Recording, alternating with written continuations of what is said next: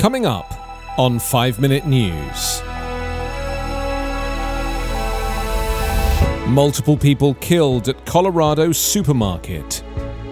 Biden eyes $3 trillion for infrastructure, schools, and families. And US COVID-19 cases show weekly uptick for first time since January. It's Tuesday, March 23. I'm Anthony Davis. A gunman opened fire at a supermarket in Boulder, Colorado on Monday, killing 10 people, including a police officer, before being arrested, marking the second deadly US mass shooting in less than a week. Police gave few immediate details of the shooting and no known motive for the violence, which unfolded at about 3 p.m. in a King Soopers grocery store in Boulder, about 28 miles northwest of Denver.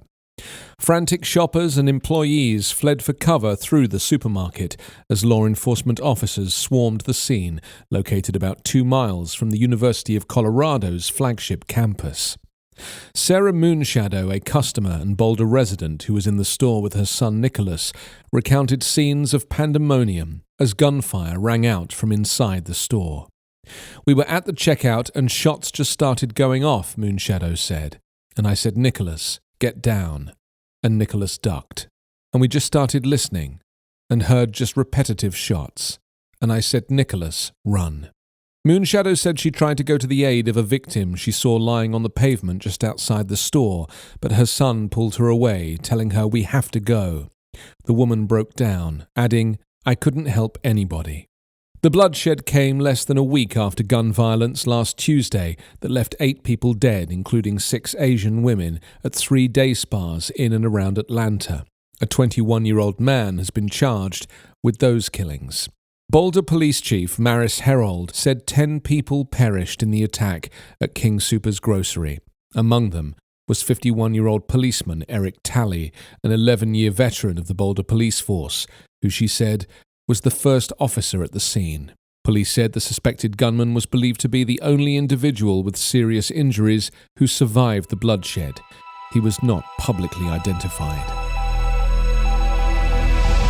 Fresh off passage of the COVID-19 relief bill, President Joe Biden is assembling the next big White House priority, a sweeping $3 trillion package of investments on infrastructure and domestic needs. Biden huddled privately late on Monday with Senate Democrats as Congress has already begun laying the groundwork with legislation for developing roads, hospitals, and green energy systems as part of Biden's Build Back Better campaign promise. Much like the $1.9 trillion virus rescue plan signed into law earlier this month, the new package would also include family-friendly policies, this time focusing on education and paid family leave. The White House plans are still preliminary, with a combined $3 trillion in spending proposed to boost the economy and improve quality of life.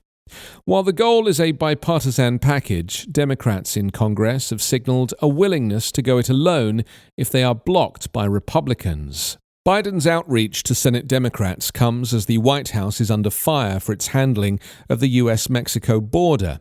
Migrant crossings are skyrocketing, with images of cramped holding facilities posing a humanitarian and political dilemma for the administration and its allies in Congress.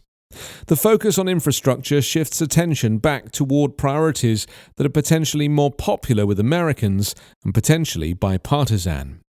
An infrastructure package would include roughly $1 trillion for roads, bridges, rail lines, electrical vehicle charging stations, and the cellular network, among other items.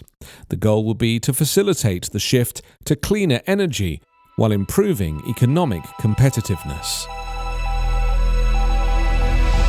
New cases of COVID-19 in the United States rose 5% to more than 394,000 last week, the first increase after declining for 9 straight weeks.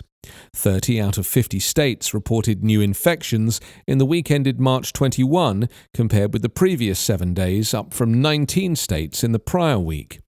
Nationally, the weekly number of new cases has been on a downward trend since January, though health authorities have warned that infections could surge again if Americans relax social distancing restrictions too quickly. More infectious variants have also spread across the country. I am worried that if we don't take the right actions now, we will have another avoidable surge just as we're seeing in Europe right now and just as we are so aggressively scaling up vaccinations, said Dr. Rochelle Walensky, director of the CDC.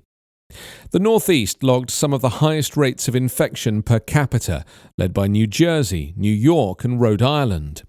Deaths from COVID-19 fell 15% to 7,793 last week, or about 1,100 per day. Health officials hope the country's vaccination effort can prevent a rise in deaths, even if cases surge again.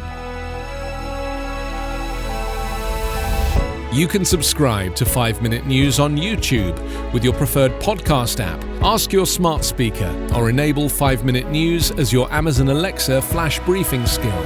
Subscribe, rate and review online at 5minute.news. 5 Minute News is an evergreen podcast covering politics, inequality, health and climate, delivering independent, unbiased and essential world news daily.